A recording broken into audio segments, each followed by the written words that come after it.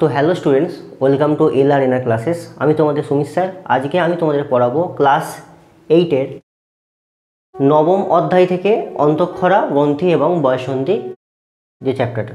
দেখো, প্রথমে আমাদের জানতে হবে অন্তঃক্ষরা, গ্রন্থি এবং বয়ঃসন্ধি বলতে আমরা কি বুঝি। আমরা যদি মানব বিকাশের যে সময়কালটা, অর্থাৎ জন্ম থেকে মৃত্যু পর্যন্ত এই যে সময়কালকে যদি আমরা দেখি, তাহলে আমরা মোট 5টা ভাগে ভাগ করতে পারবো। কি কি? 1 নম্বর হচ্ছে গিয়ে তোমার সদ্যজাত, অর্থাৎ যখন কোনো একটা শিশু ভূমিষ্ঠ হচ্ছে তখন সেই সময়কালটাকে বলবো আমরা সদ্যজাত। সময়কালটা কত না, জন্ম থেকে প্রায় 2 থেকে 3 বছর পর্যন্ত বলবো আমরা সদ্যজাত। ঠিক আছে। 2 নম্বর হচ্ছে গিয়ে শৈশবকাল বা শৈশব অবস্থা যেটাকে বলছে, অর্থাৎ 3 থেকে প্রায় এই 9-10 পর্যন্ত চলে, বা 3 থেকে 9 পর্যন্ত বলতে পারো। এবং 3 নাম্বার যেটা তোমাদের পাঠ্য বিষয় হচ্ছে বয়ঃসন্ধি কাল। এটা চলে WHO বা ওয়ার্ল্ড হেলথ অর্গানাইজেশন এর মতে সময়কালটা কি বলছে, প্রায় 9-10 থেকে আরম্ভ করে 19 বছর পর্যন্ত সময়কালকে আমরা বলবো বয়ঃসন্ধি কাল। ঠিক আছে। 4 নম্বর হচ্ছে পরিণতি দশা, অর্থাৎ যখনই বয়ঃসন্ধিকাল শেষ হয়ে যাবে তারপর থেকে, ঠিক আছে, ওই মোটামুটি ধরে নাও 40-42 পর্যন্তকে বলবো আমরা পরিণতি দশা। ঠিক আছে। এবং লাস্ট যেটা তোমার পরিণতি দশার পর মৃত্যু পর্যন্ত সময়কালকে বলবো আমরা বৃদ্ধাকাল। বোঝা গেল? এই 5টা দশাতে ভাগ করা হয় মানব বিকাশকে। ঠিক আছে। তার মধ্যে পড়ছে বয়ঃসন্ধিকাল। ঠিক আছে। এটা হচ্ছে আমাদের পাঠ্য বিষয়। বাকি যে দশাগুলো বললাম 4টে, সেগুলো আমরা ক্লাস 10-এ গিয়ে পড়ব। ঠিক আছে। এবার চলে এসো অন্তঃক্ষরা গ্রন্থি কাকে বলে। দেখো, এখানে আমি লিখেছি যে বহিঃক্ষরা গ্রন্থি বা এন্ডোক্রাইন গ্ল্যান্ড। পরীক্ষায় কিন্তু তোমার কোশ্চেন আসবে এখান থেকে। বহিঃক্ষরা গ্রন্থি বা এন্ডোক্রাইন গ্ল্যান্ড বলতে কি বুঝি। দেখো, ধরো তুমি মাঠে জল দিচ্ছ, কোনো একটা পাম্প মেশিন ব্যবহার করছো। তাহলে যদি পাম্প মেশিন তোমার থাকে, তাহলে তুমি কি করবে, তোমার যদি জলাশয়টা জমি থেকে অনেক দূর হয়, তুমি কি করবে, পাইপের মাধ্যমে সেই জলটা তুমি তোমার জমিতে কি করতে পারবে, তুমি বয়ে আনতে পারবে। এবার যদি কারোর পাইপ না থাকে বা পাম্প মেশিন না থাকে, তাহলে কি করতে হবে, জলাশয় থেকে তোমার ক্যানেল কেটে কেটে বা খাল কেটে কেটে কেটে কেটে তোমাকে কিন্তু জমিতে আনতে হবে। ঠিক আছে। তেমনই হচ্ছে আমাদের বহিঃক্ষরা অন্তঃক্ষরার ব্যাপারটা। জিনিসটা কি, বহিঃক্ষরা বা এন্ডোক্রাইন গ্ল্যান্ড কাকে বলে। দেখো, যে গ্রন্থির নালীপথ আছে, এই নালীপথ থাকার জন্য কি হয়, এই গ্রন্থি থেকে ক্ষরিত রস বা যে হরমোনগুলো, সেগুলো কি হচ্ছে না, উৎপত্তি স্থল থেকে কি নালিকা পথের মাধ্যমে দূরবর্তী স্থানে ছড়িয়ে পড়ে। তাকেই বলবো আমরা বহিঃক্ষরা গ্রন্থি বা এন্ডোক্রাইন গ্ল্যান্ড। যেমন এক্সাম্পল, লালা গ্রন্থি এবং আমাদের পাকস্থলীর যে গ্রন্থি, সেটা হচ্ছে বহিঃক্ষরা গ্রন্থি বা এন্ডোক্রাইন গ্ল্যান্ডের উদাহরণ। এবার হচ্ছে অন্তঃক্ষরা গ্রন্থি বা এক্সোক্রাইন গ্ল্যান্ড। ওই ঠিক পাম্পের ব্যাপারটার মতো, যদি তোমার পাম্প বা পাইপ না থাকে, পাম্প এবং পাইপ না থাকে, তাহলে তোমাকে কী করতে হবে, ওই নালীপথের মাধ্যমে মানে ড্রেন কেটে কেটে তোমাকে আনতে হবে। ঠিক আছে। কিন্তু এখানে ব্যাপারটা কি হচ্ছে, এদের কিন্তু নালী থাকে না। বহিঃক্ষরা গ্রন্থি কি বললাম, নালীপথ আছে।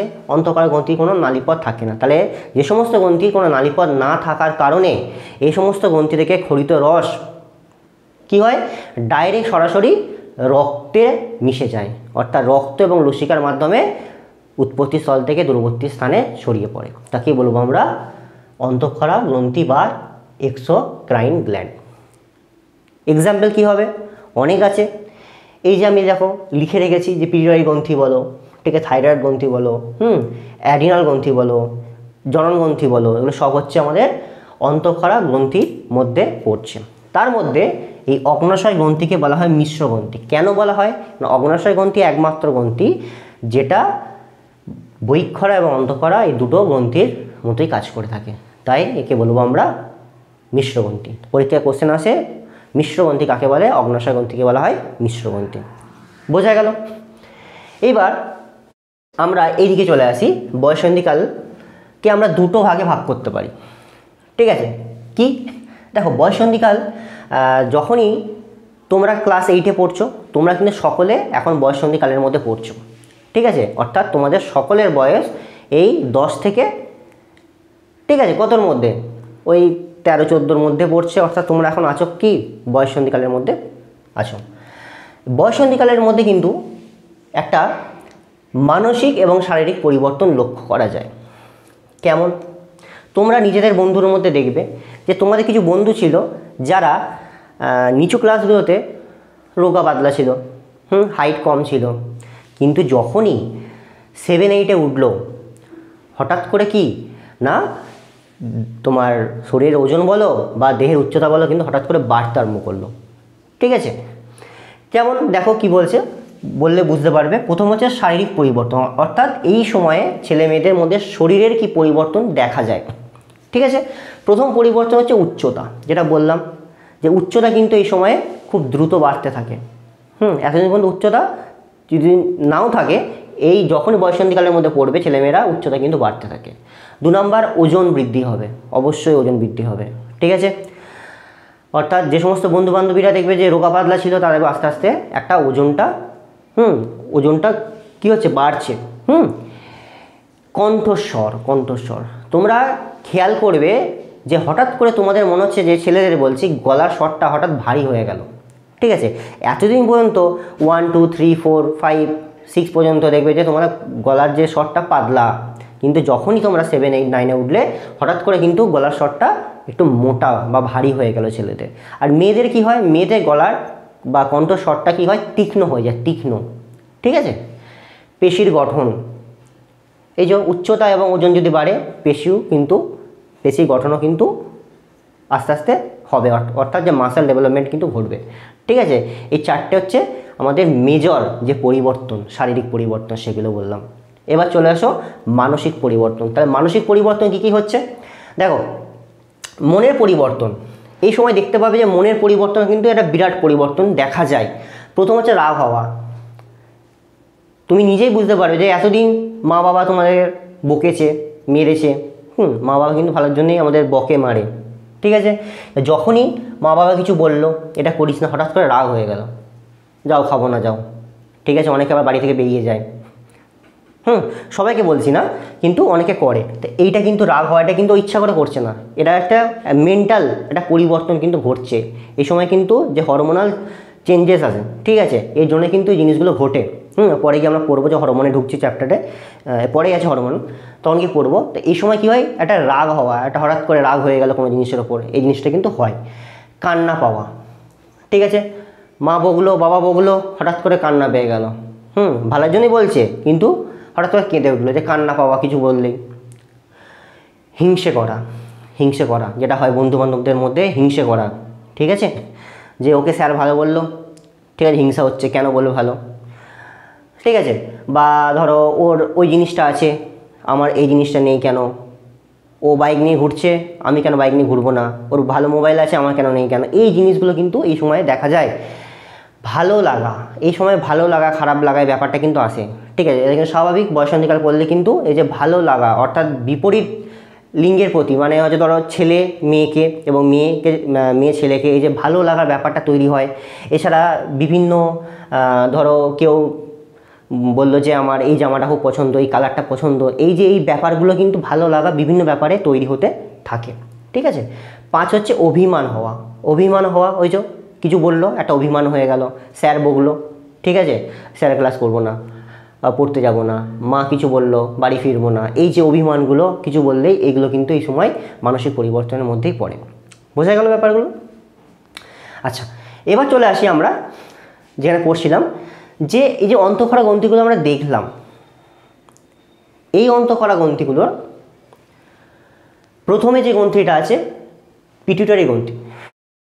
দেখো, এই যে গ্রন্থিটা আছে পিটুইটারি গ্রন্থি, একে বলা হয়, কি বলা হয় জানো তো, প্রভু গ্রন্থি বা মাস্টার গ্ল্যান্ড বলা হয়। কেন বলা হয় না, এই গ্রন্থি থেকে খরিত হরমোনগুলো বিভিন্ন গ্রন্থিকে নিয়ন্ত্রণ করে বা কন্ট্রোল করে। এই কারণে তোমার পিটুইটারি গ্রন্থিকে বলা হয় প্রভু গ্রন্থি বা মাস্টার গ্ল্যান্ড। তাই পিটুইটারি গ্রন্থির থেকে খরিত প্রথম যে হরমোনটার নাম কি, STH, আমি শর্টে লিখেছি, এর ফুল ফর্ম হচ্ছে সোমাটোট্রফিক হরমোন। কি বললাম, STH এর পুরো নাম কি, সোমাটোট্রফিক হরমোন। ঠিক আছে, কি করে সোমাটোট্রফিক হরমোন, কি করে? সোমাটোট্রফিক হরমোনই এই যে দেখলে উচ্চতা বৃদ্ধি করছে, এটাতেই সাহায্য করে এসটিএইচ সোমাটোট্রপিক হরমোন। এর অপর নাম আরেকটা আছে যাকে বলা হয় জিএইচ বা গ্রোথ হরমোন, একে কিন্তু গ্রোথ হরমোনও বলা হয়ে থাকে। তাহলে এ মেনলি কী করে থাকে? এ সাধারণত আমাদের হাড় এবং পেশির যে দৈর্ঘ্য বৃদ্ধি, মানে তোমার মাসল ডেভেলপমেন্ট করতে সাহায্য করে এবং হাড়ের দৈর্ঘ্য বৃদ্ধি ঘটাতে সাহায্য করে। ফলে কি হয় না, আমাদের দৈহিক উচ্চতা বৃদ্ধি হয়। আচ্ছা, এবার মনে রাখবে আমাদের মানবদের মধ্যে যে হরমোনগুলো আছে, যদি তাদের মধ্যে কোনোটা বেশি ঘটিত হয় তাহলেও তোমার সমস্যা, আর যদি কম ঘটিত হয় তাহলেও কিন্তু তোমার সমস্যা। এসটিএইচ হরমোন বা সোমাটোট্রপিক হরমোন যদি দেহের অতিরিক্ত পরিমাণে ঘটিত হয় তাহলে কি হবে? অতিকায়ত্ত হবে। অতিকায়ত্ত মানে অতিরিক্ত লম্বা। ঠিক আছে, একটা ছেলের বা মেয়ের ধরো একটা সামঞ্জস্য একটা হাইট হয়, যেটাকে দেখতে ভালো লাগে। হঠাৎ করে যদি সে 7 ফুট লম্বা হয়ে যায়, 7.5 তোমার 7 থেকে 7.5 ফুট লম্বা হয়ে যায়, এটা দেখতে কি বিকট লাগবে না? খারাপ লাগবে না? এটাকে বলছে অতিকায়ত্ত। ঠিক আছে, তো অনেকে দেখবে 7 ফুট 8 ফুট 9 ফুট পর্যন্ত লম্বা পাওয়া গেছে। তাহলে সেই জিনিসগুলো যে হচ্ছে কেন? কারণ তার এই এসটিএইচ হরমোন বা গ্রোথ হরমোনটা দেহে বেশি পরিমাণে ঘটিত হয় বলে। তাহলে এসটিএইচ হরমোনের বেশি কারণে কী রোগ হয়? কি বললাম? অতিকায়ত্ত রোগ হয়। ঠিক আছে, যদি কম ক্ষরণ হয় কি হবে? কম ক্ষরণ হলে বিপদ। তোমরা দেখবে যে বিভিন্ন সার্কাসে জোকার বলা হয়, তাহলে সেই জোকার কেন হয়েছে, মানে বেঁটে কেন হয়েছে? কারণ তার দেহে এসটিএইচ হরমোনটা যে পরিমাণ ক্ষরণ হওয়ার কথা তার থেকে অনেক কম ক্ষরণ হয় বা হয়েছে। ঠিক আছে, তাহলে এসটিএইচ হরমোনের বেশি ক্ষরণে কি হয়? অতিকায়ত্ত। আর কম ক্ষরণে কি হয়? বামনত্ব রোগ হয়, বেঁটে, খুব বেঁটে। একটা প্রাপ্তবয়স্ক মানুষ, সে 2 ফুট 2.5 ফুট 3 ফুট সাইজ, ঠিক আছে, মনে হয় বাচ্চা ছেলে, কিন্তু আদৌ বাচ্চা ছেলে নয়। বোঝা গেল এসটিএইচ হরমোন। এবার আসছি 2 নাম্বার, টিএসএইচ। টিএসএইচের পুরো নাম কি? Thyroid stimulating hormone. কি বললাম? টিএসএইচের পুরো নাম হচ্ছে থাইরয়েড স্টিমুলেটিং হরমোন। বুঝতেই পারছো, থাইরয়েডের সাথে সম্পর্কিত। অর্থাৎ এই হরমোনটা কি করে? এই হরমোনটা হচ্ছে আমাদের থাইরয়েড গ্রন্থি, আমাদের যে গলা আছে, যে স্বরগ্রন্থি আছে, তা স্বরগ্রন্থির এখানে কি আছে? থাইরয়েড গ্রন্থি আছে। যে থাইরয়েড গ্রন্থি কার্যকারিতা নিয়ন্ত্রণ করে, যাতে থাইরয়েড গ্রন্থিটা আমাদের ঠিকঠাক কাজ করতে পারে, সেই দিকে খেয়াল রাখে আমাদের টিএসএইচ। যদি হঠাৎ করে তোমার টিএসএইচ হরমোন বেশি ঘটিত হয় কি হবে? থাইরয়েড গ্রন্থি ফুলে যাবে। ঠিক আছে, আর কম যদি ঘটিত হয় কি হবে? আমাদের যে থাইরয়েড গ্রন্থি সেটা ভালোভাবে কাজ করতে পারবে না। বোঝা গেল? আচ্ছা, তার আগে বলে দিই আমাদের যে এই যে গ্রন্থিটা, পিটুইটারি গ্রন্থিটা, এটা অ্যাকচুয়ালি কোথায় থাকে? আমাদের কোন দেহের কোন তোমার বডি পার্টে থাকে না, এটা আমাদের ব্রেনে বা মস্তিষ্কের মূল দেশে। ঠিক আছে, আমাদের ব্রেনে মস্তিষ্কের মূল দেশে থাকে কিন্তু পিটুইটারি গ্রন্থি। বোঝা গেল? এবার 2 নম্বর গ্রন্থির ক্ষেত্রে আমরা আসি, যেটা হচ্ছে গিয়ে থাইরয়েড গ্রন্থি। টিএসএইচ হচ্ছে একটা হরমোনের নাম, যেটা কি করছে? যেটা হচ্ছে থাইরয়েড গ্রন্থি কার্যকারিতা নিয়ন্ত্রণ করে, যাতে থাইরয়েড গ্রন্থিটা ঠিকঠাক কাজ করতে পারে সেদিকে খেয়াল রাখে। তাহলে এবার আমরা পড়বো যে থাইরয়েড গ্রন্থি, যেটা বললাম আমাদের স্বরগ্রন্থি, ঠিক আছে, নিচে আছে। তাহলে এখান থেকে একটাই হরমোন ঘটিত হয়, যার নাম হচ্ছে থাইরক্সিন হরমোন। থাইরক্সিন হরমোন কী হরমোন? Thyroxine hormone. তাহলে যদি কোশ্চেন করে যে থাইরয়েড গ্রন্থি থেকে ঘটিত হরমোনটার নাম কি হবে? Thyroxine hormone. এই হরমোন যদি তোমার অতিরিক্ত দেহে ঘটিত হয় কি হবে? মনে রাখবে, ছোটদের হয় ক্রেটিনিজম, লিখছি আমি এখানটা, ক্রেটিনিজম।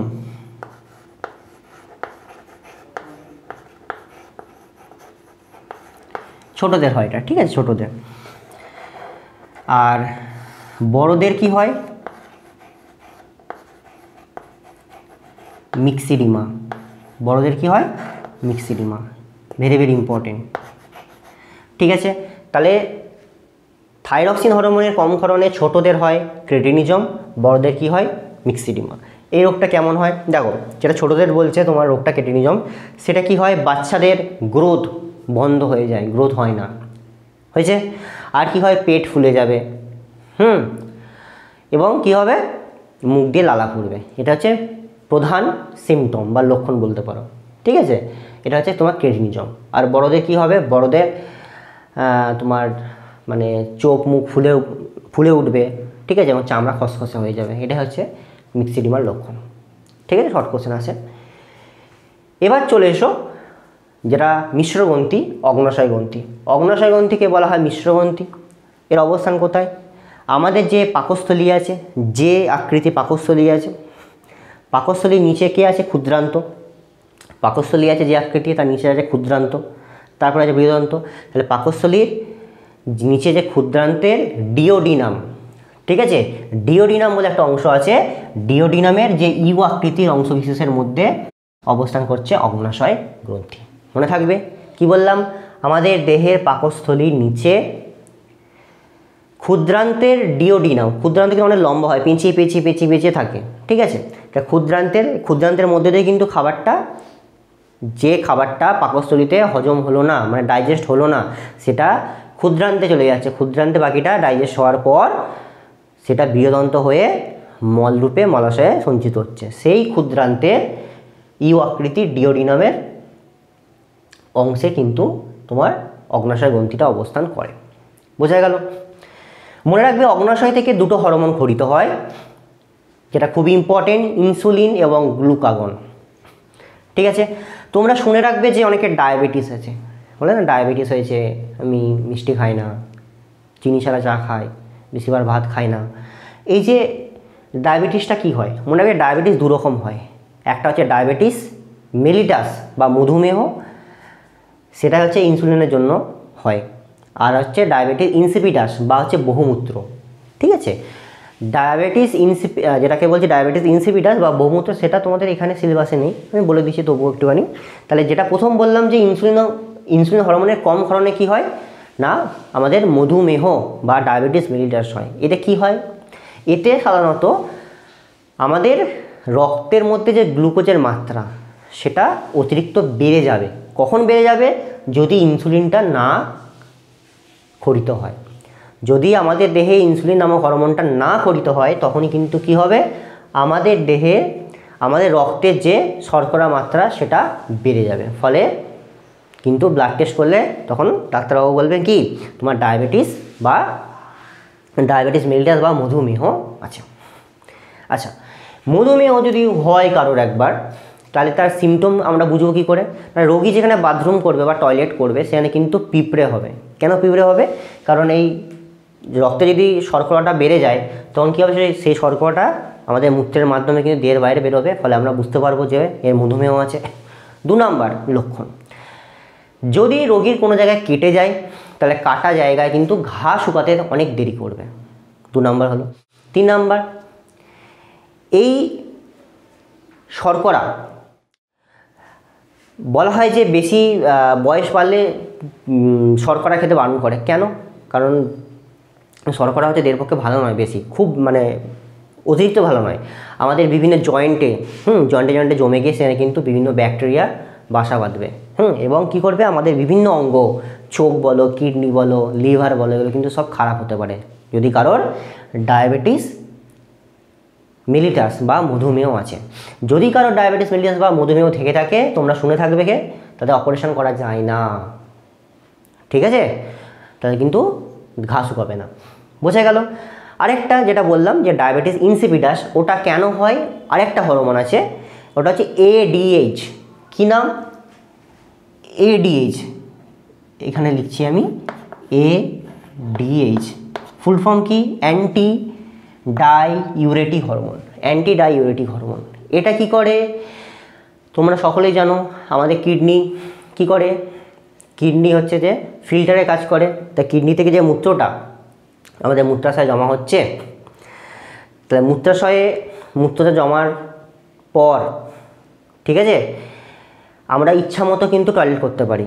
তা যদি আমাদের দেহে ADH হরমোনটা কম ক্ষরণ হয়, কি হবে না, আমরা কিন্তু মূত্রটা ধরে রাখতে পারবো না, ঠিক আছে। অর্থাৎ বারবার আমাদের টয়লেট করে গেল, ওটা আমাদের এখন এই পাঠ্য বিষয় নেই। তাহলে যেটা আমাদের মেন আলোচ্য বিষয়, সেটা হচ্ছে যে মধুমেহ বা ডায়াবেটিস মেলিটাস, সেটা বোঝা গেছে আশা করি। এবার হচ্ছে গ্লুকাগন। গ্লুকাগন কী করে? ইনসুলিনের ঠিক উল্টো কাজ করে। ইনসুলিন কী করলো? ইনসুলিনে যদি আমাদের কম ক্ষরণ হয়, তাহলে কী হবে, আমাদের রক্তে শর্করার মাত্রা বেড়ে যাবে। অর্থাৎ ইনসুলিন কী করছে? আমাদের রক্তের শর্করার মাত্রাটাকে কী করছে? কমাতে সাহায্য করছে। গ্লুকাগন ঠিক উল্টো কাজ করবে, শর্করার মাত্রাকে বাড়াতে সাহায্য করবে, ঠিক আছে। তোমার যদি রক্তের মধ্যে শর্করার মাত্রা যদি একদম কমে যায় তাহলেও কিন্তু তোমার মৃত্যু হতে পারে, ঠিক আছে, এবার সুগার ফল্ট বলে। তো গ্লুকাগন এই কাজটা করে, রক্তে শর্করার মাত্রাটাকে কী করে, বাড়াতে সাহায্য করে। তাহলে ইনসুলিন কমাতে সাহায্য করছে, এবার সাহায্য করে, ফলে একটা ব্যালেন্স থেকে যাচ্ছে, ঠিক আছে, হয়েছে। এবার হচ্ছে গিয়ে অ্যাড্রিনাল গ্রন্থি, ভেরি ভেরি ইম্পর্টেন্ট। আগে বলে রাখি অ্যাড্রিনাল গ্রন্থিটা অবস্থান করে কোথায়। দেখো আমাদের কিডনি আছে, কিডনি কোথায় আছে, পেটে না, পেটে নেই। আমাদের যে পাঁজর আছে, আমরা অনেকে জানি না, আমাদের যে পাঁজর আছে পাঁজরে, ঠিক আছে, যদি কিডনি খারাপ হয় বুঝবে কী করে, এই পাঁজর সাইডে কিন্তু তোমার পেন হবে, ব্যথা হবে, ব্যথা ব্যথা লাগবে, ঠিক আছে। এই যে পাঁজর আছে, দুপাশে পাঁজর, এই পাঁজরের কাছে আমাদের সিম বিচের মতো, ঠিক যেমন সিম বিচ হয়, সিম বিচের আকৃতির মতো কিন্তু আমাদের দুটো কী আছে, বৃক্ক বা কিডনি আছে, ঠিক আছে। এই বৃক্ক বা কিডনি, যে সিম বিচের মতো বৃক্ক বা কিডনি আছে, সেই বৃক্ক বা কিডনির ওপরে আরেকটা টুপির মতো অংশ থাকে, ঠিক যেন মনে হবে যে কিডনি টুপি পড়েছে, সেই টুপির মতো অংশটাকে বলবো আমরা অ্যাড্রিনাল গ্রন্থি। কি বলবো, অ্যাড্রিনাল গ্রন্থি। এটা কিন্তু আমাদের বিশালভাবে কাজ করে। কি কাজ করে বলে বুঝতে পারবে। তোমাকে যদি বললাম তুমি এখন, ঠিক আছে, একদম টানা না থেমে 2 কিলোমিটার ছোটো, 3 কিলোমিটার ছোটো তুমি ছুটতে পারবে? পারবে না, কিছু দূর গিয়ে হাঁপিয়ে যাবে, ঠিক আছে। এবার তোমাকে ছুটতে বলে তোমার পেছনে 2-4টে কুকুর আমি ছেড়ে দিলাম। এবার দেখবে তুমি হঠাৎ করে একটা শরীরের মধ্যে একটা বল পেয়ে গেলে, হঠাৎ করে কিন্তু তুমি পায়ে পায়ে ছুটতে আরম্ভ করবে। তুমি যদি না চাইলেও কিন্তু তোমাকে ছুটতে হবে। তাহলে শরীরের যে একটা অতিরিক্ত এক্সট্রা পাওয়ার তুমি পেলে কোথায়? এই যে এক্সট্রা পাওয়ারটা আনতে সাহায্য করলো আমাদের অ্যাড্রিনাল গ্রন্থি। ব্যাপারটা কি হয়, আমাদের যে ফুসফুস একটা নির্দিষ্ট পরিমাণে যখন আমরা কথা বলি বা সাধারণত হাঁটি বা ছুটি নর্মাল, তখন আমাদের একটা ক্যাপাসিটি থাকে যে বাতাসটাকে ভরা, ঠিক আছে, অর্থাৎ আমাদের সংকোচন এবং যে প্রসারণের একটা ক্ষমতা থাকে, ঠিক আছে। তো সেই সংকোচন এবং যে প্রসারণের ক্ষমতাটাকে সেটা বাড়িয়ে দেয় অ্যাড্রিনালিন হরমোন, ঠিক আছে। এই অ্যাড্রিনাল গ্রন্থি থেকে খরিত হরমোন হচ্ছে অ্যাড্রিনালিন হরমোন। কি করে, যে হৃদস্পন্দনের হারটাকে বাড়িয়ে দেয়। হৃদস্পন্দনের হারটাকে যখনই বাড়িয়ে দেবে তখন কী হবে, তুমি অতিরিক্ত পরিমাণে বাতাস ফুসফুসের মধ্যে ভরতে পারবে, ফলে কি তুমি চট করে হাঁপাবে না এবং দ্রুত ছুটতে পারবে। তাহলে আমাদের এই যে অ্যাড্রিনালিন হরমোনটাকে কী বলা হয়, আপৎকালীন হরমোন বা জরুরিকালীন হরমোন। পরীক্ষায় কোশ্চেন আসে যে আপৎকালীন হরমোন বা জরুরিকালীন হরমোন কাকে বলে? অ্যাড্রিনালিন হরমোনকে। কেন? কারণ আমাদের বিভিন্ন জরুরি অবস্থায় দেহকে মোকাবিলা করার জন্য এই হরমোনটা খরিত হয়, ঠিক আছে। তাহলে সেই সময় কিন্তু এই অ্যাড্রিনালিন হরমোনটা খরিত হয়। আরেকটা এক্সাম্পল বলি, ধরো তোমার হাতে একটা ওই যে বিভিন্ন তোমার কোল্ড ড্রিঙ্কসের যে ক্যানগুলো হয়, তোমাকে যদি বলা হয় যে ক্যান সমেত, মানে কোল্ড ড্রিঙ্ক সমেত তুমি ক্যানটাকে বেন্ড করো, তুমি কিন্তু বেন্ড করতে পারবে না, পারলেও সেটা কষ্ট হবে। এবার হঠাৎ করে তোমাকে না জানিয়ে তোমার পেছনে একটা বোম ধরিয়ে দেওয়া হয়, ঠিক আছে, আতশবাজি, তখন যখনই ধুম করে ফাটবে তখন কিন্তু তুমি দেখবে সেটাকে বেন্ড করে ফেলেছো। তাহলে এই যে একটা পাওয়ার, আর তুমি আগে পারছিলে না, এখন পারলে, কি করে পারলে? এটা তোমার সাহায্য করলো অ্যাড্রিনালিন হরমোনটা। যখনই তোমার শরীরের মধ্যে একটা জরুরি অবস্থা সৃষ্টি হলো তখন এই হরমোনটা খরিত হয়ে তোমার দেহকে মোকাবিলা করার জন্য সাহায্য করলো, তোমার হৃদক্রিয়াটাকে বাড়িয়ে দিল, ফুসফুসের যে বাতাস ধারণ ক্ষমতাটাকে বাড়িয়ে দিল, ঠিক আছে। এই হচ্ছে ব্যাপার। এবার হচ্ছে কর্টিসল হরমোন। দেখো অ্যাড্রিনাল গ্রন্থি থেকে আরেকটা হরমোন খরিত হয়, জানা হচ্ছে কর্টিসল। এই হরমোনটা কি হয়, এই হরমোন যদি দেহের মধ্যে বেশি খরিত হয়ে যায় তাহলে কি হবে, আমাদের মুখগুলো ফুলে যাবে, মুখ ফুলে যাবে এবং মুখটা ফুলে একদম গোল গাল হয়ে যাবে, ঠিক আছে, ঠিক যেন মনে হয় যে চাঁদের মতো। এই জন্যে কে বলা হয়, কি মুন ফেস বলা হয়, ঠিক আছে, বোঝা গেছে। তো মুন ফেস কেন হয়, তা কর্টিসল হরমোনের, ঠিক আছে, তোমার ক্ষরণে, বোঝা গেল। আচ্ছা, এবার লাস্ট যে গ্রন্থিটা হচ্ছে কি, সেটা হচ্ছে গিয়ে আমাদের কি, জনন গ্রন্থি। জনন গ্রন্থি, ঠিক আছে। দেখো এখানে দেখতে পাচ্ছি যে প্রথম যে 3টে হরমোন হচ্ছে গিয়ে, একটা হচ্ছে তোমার টেস্টোস্টেরন, একটা ইস্ট্রোজেন, একটা হচ্ছে প্রোজেস্টেরন। তার জনন গ্রন্থি থেকে যে আমাদের জননগ্রন্থি আছে, শুক্রাশয়, পুরুষদের শুক্রাশয় থাকে এবং মহিলাদের থাকে ডিম্বাশয়। তা শুক্রাশয় থেকে যে হরমোনটা খরিত হয় সেটা হচ্ছে তোমার টেস্টোস্টেরন হরমোন। ঠিক আছে, এই হরমোনটা কি করে, যখনই বয়ঃসন্ধিকাল পড়তে আরম্ভ করে বা পড়ে তখনই কিন্তু এই হরমোনটা অ্যাক্টিভ হয়ে যায়, এই হরমোনগুলো অ্যাক্টিভ হতে আরম্ভ করে। ঠিক আছে, তখন কী হবে, দেখবে ছেলেদের, হ্যাঁ, যে ছেলেটা রোগা পাতলা ছিল সেই তোমার ছেলেটার আস্তে আস্তে মাসল মনে হচ্ছে যে কী হচ্ছে, মাসল গেইন করছে, মাসল ডেভেলপমেন্ট হচ্ছে, অর্থাৎ শরীর স্বাস্থ্য একটা ভালো হচ্ছে। আর কি হয়, দাড়ি গোফের রেখা দেখা যায় বা দাড়ি গোফ সৃষ্টি হতে আরম্ভ করে। তাহলে এই যে তোমার টেস্টোস্টেরন হরমোন কিন্তু কি করে, পুরুষদের দাড়ি গোফ গজাতে সাহায্য করে, গলার স্বর ভারী করতে সাহায্য করে যেটা বললাম, আর কি করে না মাস্কিউলার বডি তৈরিতে সাহায্য করে, অর্থাৎ পেশি গঠনে সাহায্য করে। হলো, এটা গেল আমাদের শুক্রাশয়, মানে যে পুরুষদের শুক্রাশয় থেকে যে খরিত হরমোন। এবার এই দুটো হরমোন 2 আর 3 এরা হচ্ছে গিয়ে ডিম্বাশয় থেকে খরিত হয়। মহিলাদের ডিম্বাশয় গ্রন্থি থেকে খরিত হয় ইস্ট্রোজেন এবং প্রোজেস্টেরন হরমোন। এই দুটো হরমোন কি করে, এই দুটো হরমোন দেখবে যে পুরুষদের থেকে মহিলাদের কিন্তু চামড়াটা সফট হয়। কেন সফট হয়, কারণ হচ্ছে যে ওদের চামড়ার তলায় আরেকটা চর্বি জাতীয় পদার্থের আস্তরণ থাকে। এই চর্বি জাতীয় পদার্থের আস্তরণ থাকার জন্যই মহিলাদের কিন্তু চামড়া অনেক কোমল হয় এবং একটা গ্লেজি ভাব আসে একটা। ঠিক আছে, তাহলে এই যে দুটো হরমোন এরা কি করে না মহিলাদের চামড়াটাকে নরম করতে সাহায্য করছে, কোমল করতে সাহায্য করে। ঠিক আছে, এছাড়া কি করে, আরও অনেক কাজ আছে, যেমন হচ্ছে যে তোমার অমরা বা প্লাসেন্টা গঠনে সাহায্য করে। আমরা যখন মায়ের পেটে থাকি তখন একটা থলির মধ্যে থাকি, থলির মধ্যে, ঠিক আছে, ওকে বলা হয় অমরা বা প্লাসেন্টা। সেই অমরা বা প্লাসেন্টা তৈরি করতে সাহায্য করে। ঠিক আছে, এই হচ্ছে গিয়ে তোমাদের জননগ্রন্থি থেকে খরিত 3টে হরমোন। বোঝা গেল? যদি কোনো জায়গায় বুঝতে অসুবিধা হয় কিন্তু অবশ্যই আমাকে কমেন্ট করবে, আমি চেষ্টা করব তোমাদের উত্তর দেওয়া।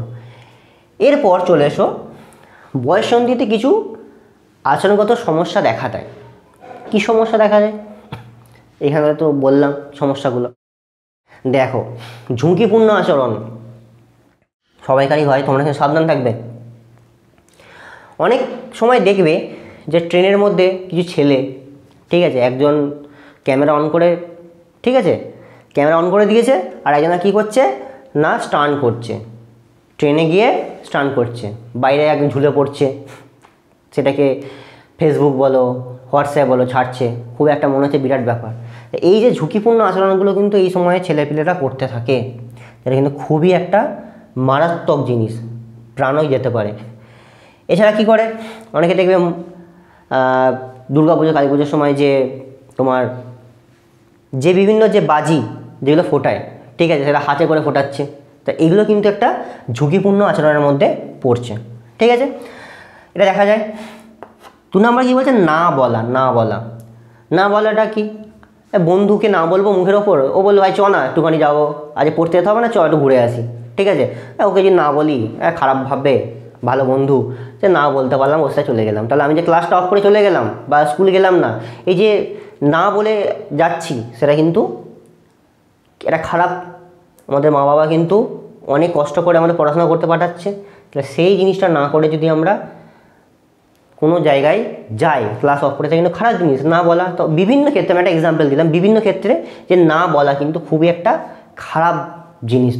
তোমাকে কিন্তু না বলতে শিখতে হবে। সব ব্যাপারে হ্যাঁ বলা যায় না। 3 নাম্বার, আবেগ নিয়ন্ত্রণ।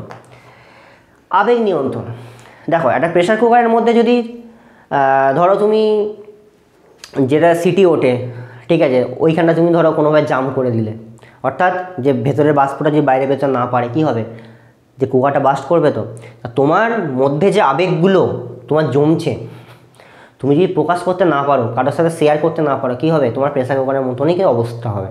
ঠিক আছে, তুমি কিন্তু একটা ডিপ্রেশনে চলে যাবে। ফলে সেই আবেগগুলো তোমাকে নিয়ন্ত্রণ করতে হবে। ঠিক আছে, কেউ কিছু বললো, ঠিক আছে, ভালো বা খারাপ জিনিসটা আমাকে বিচার করতে হবে। প্রয়োজন হলে আমাদের বন্ধুবান্ধবদের সাথে বা মা বাবার সাথে শেয়ার করতে হবে। আত্ম উপলব্ধি মানে কি, তুমি যে কাজটা করছো সেটা ভালো করছো না খারাপ করছো, তোমাকে কিন্তু নিজের মনকে জিজ্ঞেস করতে হবে, এবং তুমি যদি না বুঝতে পারো তোমাদের বড়দের সাথে কিন্তু পরামর্শ করতে পারো। অর্থাৎ আত্ম বলে তোমার ভালো কাজ করছো না খারাপ করছো, তোমাকে নিজের প্রতি সচেতন থাকতে হবে। ঠিক আছে, এবার এই যে জিনিসগুলো ঘটছে তুমি এইখান থেকে বেরিয়ে আসবে কি করে? বেরিয়ে আসতে তো হবে। প্রত্যেকটা বয়সন্ধিকালে ছেলে মেয়ের মধ্যে কিন্তু এই ব্যাপারগুলো ঘটে, তোমাকে বেরিয়ে আসতে হবে কী করে? তার কিছু টিপস দিয়ে রেখেছে। দেখো জীবন কুশলতার শিক্ষা চর্চার দিকগুলো কী কী। প্রথম কি বলছে? আত্মসচেতনতা। অর্থাৎ যে কোনো কাজ বন্ধু বলল এই কাজটা কর, আমি করে দিলাম তা নয়, আমাকে কাজটা ভালো না খারাপ সেটা কিন্তু আমাকে বিবেচনা করে দেখতে হবে, তবে সেই কাজটা করব আমি। 2 নম্বর সিদ্ধান্ত নেওয়া। তুমি যে সিদ্ধান্ত নিচ্ছ সিদ্ধান্তটা সঠিক নিতে হবে। ঠিক আছে, তুমি কাজটা করবে না করবে না সেটা কিন্তু সিদ্ধান্ত তোমাকে নিতে হবে, সেই সিদ্ধান্ত নিতে হবে আমাদের। 3 নম্বর কি বলছে? সমস্যা দূর করা। প্রত্যেকটা মানুষের জীবনে সমস্যা আসে, ঠিক আছে, সমস্যাহীন পৃথিবী হয় না। এই সমস্যাগুলো আমাকে নিজেকেই দূর করতে হবে। অর্থাৎ সমস্যা থেকে আমরা কীভাবে বেরিয়ে আসতে পারবো সেদিকে আমাদের কিন্তু খেয়াল রাখতে হবে। অবশ্যই কিন্তু সমস্যা দূর করা সম্ভব। 5 নম্বর সবথেকে ইম্পর্টেন্ট, দেখো আমাদের মানুষের মাথা হচ্ছে, তুমি যদি বিশেষ করে দেখবে লকডাউনের সময় মানুষ ঘরে বসেছিল, কাজ ছিল না, তখন কী হচ্ছিল? যত রাজ্যের চিন্তাভাবনা, তুমি যখনই কাজ করবে না কোনো ফাঁকা বসে থাকবে, ঠিক আছে, তখনই যত রাজ্যের চিন্তাভাবনা তোমার মাথায় আসবে। ঠিক আছে, যে এটা হয়তো কী হবে, এটা হয়তো কী হবে, যার সাথে কোনো বাস্তবে মিলই নেই, কিন্তু তোমার মাথায় আসবে। সেই যে চিন্তাভাবনাগুলো, এই চিন্তাভাবনাগুলোকে দূর করতে তোমাকে কী করতে হবে? বিভিন্ন সৃজনশীল চিন্তা। অর্থাৎ কি? ধরো কারোর ড্রয়িং করতে ভালো লাগে তো আমি আঁকা শিখবো, কারোর নাচতে ভালো লাগে আমি নাচ শিখবো, কারোর গান করতে ভালো লাগে আমি গান করব, ঠিক আছে, কারোর অভিনয় করতে ভালো লাগে তা আমি নাটক শিখব। এই যে ব্যাপারগুলোর মধ্যে নিজেকে আবদ্ধ করতে হবে, যাতে এক্সট্রা টাইমটা আমি ফাঁকা না বসে থেকে আমি কোনো না কোনো কাজে করি। কারোর খেলতে ভালো লাগে, তুমি খেলাধুলো করো, এটাও কিন্তু তোমার সৃজনশীল চিন্তার মধ্যেই পড়ছে। এই কাজগুলো কিন্তু আমাদের অবশ্যই এদের মধ্যে আমাদের ইনভলভ হতে হবে। ঠিক আছে, আচ্ছা 6 নম্বর হচ্ছে পারস্পরিক সম্পর্ক। পারস্পরিক সম্পর্ক, দেখো আগেকার দিনে মানুষ কী হতো? কোনো আত্মীয় স্বজনের যদি খোঁজখবর নিতে হতো তাদের বাড়ি যেত, ঠিক আছে, বা যদি কারোর মানে ওদের পাড়ার যদি কেউ আসতো জিজ্ঞেস করতাম হ্যাঁ রে কেমন আছে না আছে, বা গিয়ে একবার দেখে আসতাম। কিন্তু এখনকার দিনে কি হয়েছে? মোবাইল চলে এসে গিয়ে কিন্তু দেখবে কি বাড়ির মধ্যে বাবারও মোবাইল আছে, ছেলেরও মোবাইল আছে, মায়েরও মোবাইল আছে, সবাই মোবাইলে ব্যস্ত। তাহলে এই যে এক জায়গায় বসে যে কথা, ঠিক আছে, কেমন আছো না আছো, এই যে ব্যাপারগুলো কিন্তু এখন আস্তে আস্তে যত দিন যাচ্ছে বন্ধ হয়ে যাচ্ছে। ফলে একটা নিজের মধ্যে সম্পর্ক তৈরি হচ্ছে না। নিজের মধ্যে সম্পর্ক না তৈরি হলেই কিন্তু মনোমালিন্য হতেই হবে। তাহলে আমাদের নিজের মধ্যে এই সমস্ত মোবাইল ফোন সোশ্যাল মিডিয়া দূরে রেখে হ্যাঁ চেষ্টা করবে বন্ধু বান্ধবদের সাথে বসে কথা বলা, ঠিক আছে, বা নিজেদের যে প্যারেন্টস আছে তাদের সাথে বসে কথা বলা, গল্প করা, এই জিনিসগুলো আমাদের কিন্তু করতে বলছে, যে পারস্পরিক সম্পর্ক তাহলে আমাদের ভালো হবে আরও। 7 নম্বর সমানুভূতি। সমানুভূতি মানে কি? যে অনুভূতি আছে সে যে অনুভূতিটাকে আমাদের সমান ভাগে ভাগ করে নিতে বলছে। অর্থাৎ তোমার ধরো একটা বন্ধু কোনো একটা চিন্তায়, কোনো একটা পরীক্ষা রেজাল্ট খারাপ হয়েছে খুব চিন্তা করছে, বা একটা বিপদে পড়েছে খুব চিন্তা করছে, আর তোমাকে কি করতে হবে? তার যে একটা অনুভূতির সাথে যে অনুভূতিটাকে শেয়ার করতে হবে, তাকে বলে সমানুভূতি। ঠিক আছে, তোমাকেও কিন্তু তার পাশে দাঁড়াতে হবে, সাহায্য করতে হবে। তাহলে শুধু বন্ধু বান্ধব না, যে কোনো মানুষকে তুমি দেখো যদি বিপদে পড়েছে, কোনো একটা সমস্যার মধ্যে আছে, চেষ্টা করবে তোমার যদি এখতিয়ারের মধ্যে থাকে তুমি অবশ্যই কিন্তু তাকে সাহায্য করবে। এটাই হচ্ছে আমাদের একটা মানুষ হওয়ার কি বলবো একটা ভালো দিক। ঠিক আছে, তো এই ছিল আমাদের এই চ্যাপ্টারের মূল আলোচ্য বিষয়, যেগুলো আমি তোমাদের সবগুলোই বললাম। ঠিক আছে, আশা করি আজকে ক্লাসটা তোমাদের খুব ভালো লেগেছে। তো কমেন্ট করে জানাবে যদি কোনো জায়গায় কোনো কিছু বুঝতে অসুবিধা হয়। আর যদি এই চ্যাপ্টারে কোনো নোটস তোমরা পেতে চাও তাহলে আমাদের ওয়েবসাইট LRNR গিয়ে সেখান থেকে কিন্তু তোমরা যাবতীয় প্রশ্ন উত্তর সমস্ত কিন্তু সেখানে পেয়ে যাবে।